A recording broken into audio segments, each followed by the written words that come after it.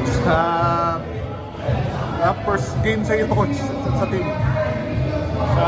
Kanina excited, pero syempre lumabas yung pagkabata ng team ko eh. Saka halatang bago. Tapos yung import namin hindi nag-complement, masyadong mabagal dun sa team ko eh. Kaya siguro hindi nakapag-adjust. Medyo dun sila na-off eh. Yun naman sinasabi na sa akin, Coach, yung import natin hindi tumutulong. So yun yung kailangan namin i-adjust dun sa nangyari sa amin kanina. Kanina may magandang nangyari, pero you have to be consistent, syempre. Bata eh. Puro bata yun. Actually, wala nang veterano sa loob eh. Pringle na lang ang pinaka-veterano ko, tsaka Aldrich Ramos. Naka-catch up naman kanina. Pressure kami, nakakuha ng mga runs, pero kailangan maging consistent. Coach, you mentioned about veterans.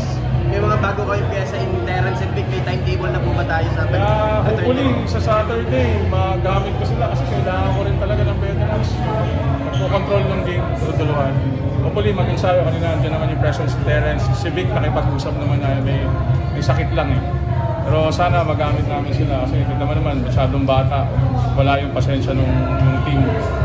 Diba? Tsaka na-off kami doon sa 3 points. Hindi kami nakashoot. Sila, na-shoot nila 14, kami 5 lang.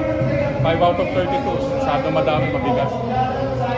Siguro na-excite kasi first game, hindi kami nakabasket, kaya lumayo agad. Ay, transition game na. Nung nalaman niya kasi late na eh, Monday. Tapos may injury pa din siya. So hopefully sa Saturday makalaro siya against North.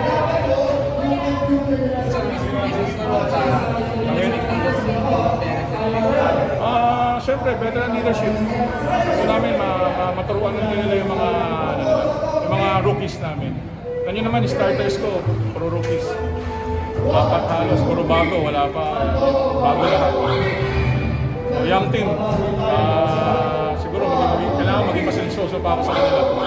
Pero pagka dumating na yung Terrence, yung Big Man, malaking tulong sa amin. Coach, nabanggit nyo na rin yung patience. Kayo personally, parang gano'n lang ka, tong challenge na to, taking over from Coach John after being the team's coach for ilang taon?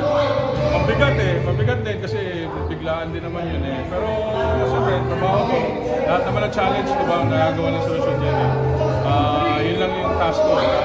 Binigyan naman ni God ng chance, prove na kaya ko yung coach din sa team.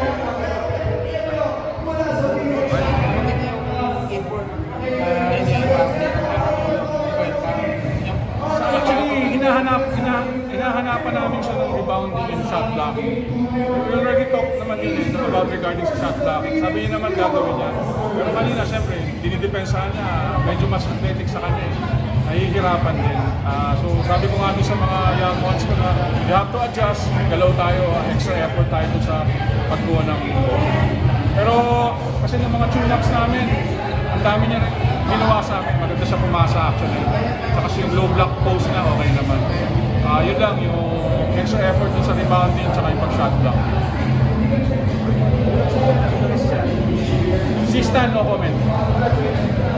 Alam niyo na yun? Hindi na ito-practice. Hindi na. Ano ba? Okay na. Thank you guys. Thank you.